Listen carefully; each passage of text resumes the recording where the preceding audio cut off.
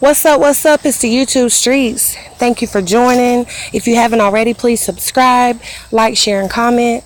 Saw some very unfortunate news in the YouTube streets and on Facebook, and I definitely wanted to slide through and make you aware of it if you have not. This is the most current news article available.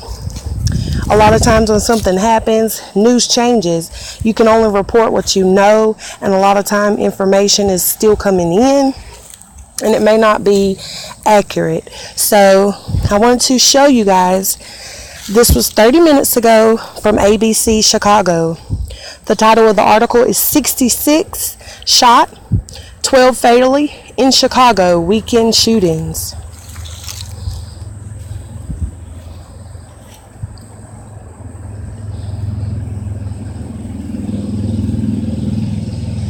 A violent weekend in Chicago left 12 dead and dozens more wounded, police said. Chicago police said a total of 66 people were shot from 6 p.m. on Friday to midnight on Sunday, and 12 of those victims, unfortunately, have died. Our prayers and condolences are with their friends and family during their bereavement. At a press conference Monday morning with Mayor Rahm Emanuel, Chicago Police Superintendent Eddie Johnson said more needs to be done to hold repeat gun offenders accountable. It is the same people who are pulling the triggers in some of these communities. This isn't a widespread issue among citizens of the city. This is a small subset of individuals who think they can play by their own rules because they continue to get a slap on the wrist when we arrest them, Johnson said. Superintendent Johnson said they are investigating leads on a number of the shootings but have not made any arrests in the shootings.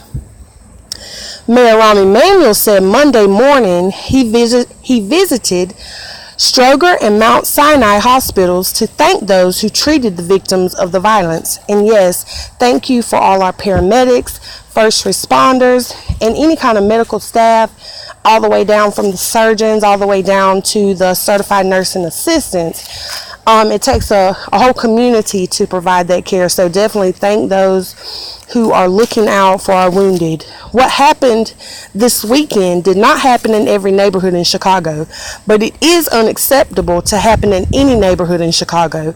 We are a better city, Emanuel said. Superintendent Johnson said while CPD can be better, the shooters also need to be held accountable. I hear people holding us accountable all the time, Johnson said. I never hear people saying these individuals out here in the streets need to stop pulling the trigger. I never hear that. They get a pass from everybody, and they shouldn't. They don't get a pass from me.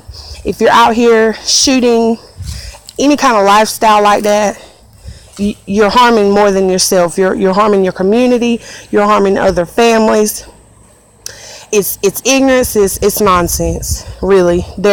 Learn some conflict resolution. So he's incorrect. I do see the community. I don't agree with Sergeant Johnson in this aspect. I see on Facebook people from Chicago all the time begging people on Facebook, y'all please stop the violence. So I can't say I don't agree with that statement. Police said they've been working around the clock this weekend and that the department has seen a citywide reduction in shootings by 17% this year. And that's true. Their shooting rate is almost 20% less than last year. So although this was a very bloody weekend, the bigger picture, the violence actually is decreasing. The violence has spilled over into today, Monday morning, including a murder that happened just after midnight in the Roseland neighborhood not far from Chicago, which we know Zach TV was from Roseland. A person in a ski mask fired shots at two people standing in front of a home. A 50-year-old man died. A 55-year-old woman was hurt. I mean, why is someone, an armed mask shooting people well into their 50s? I don't understand. In the Fuller Park neighborhood, 3 people were shot by someone in a ski mask and a black hoodie. The shooting occurred in the 4300 block of South Wentworth Avenue at about 2:26 a.m. 2 men were in a parked vehicle and a third man was standing near it when the shots were fired. Also, a 32-year-old man was shot twice in the arm, and a 33-year-old man was shot in the hip. Both men were transported to University of Chicago Hospital, but in stable condition. A 26-year-old man suffered a graze wound to the hand and thigh and is hospitalized at Stroger Hospital, also in stable condition. Police say they know some of the shootings have been random and some targeted and related to gang conflict. Detectives are working around the clock to investigate the incidents, build a timeline of events, and identify any shooter, says Chicago Police of Patrol Fred Waller. We'll also be conducting coordinated enforcement missions to target individuals that are driving the violence in these areas and focus on where we believe retaliatory violence may occur. And this is very important. Chief of Patrol Fred Waller is basically saying they're actually working ahead to identify where the next hits may be in retaliation, and that could actually prevent loss of life in the future. So let's hope he does that. Let's hope he's able to accomplish that. CPD also says it has implemented a data-driven policing strategy that helps police predict crime before it happens so they can put officers in the right places at the right time. That's interesting. So by their own admission, Chicago PD can predict crime. And if you have any kind of knowledge of this, that's really sketchy area. Meanwhile, over the weekend, crowds of different grieving families gathered in the parking lots of emergency rooms across the city as hospitals were inundated with patients wounded by bullets. Police say the violence is unacceptable, and they say they continue to take illegal guns off the streets.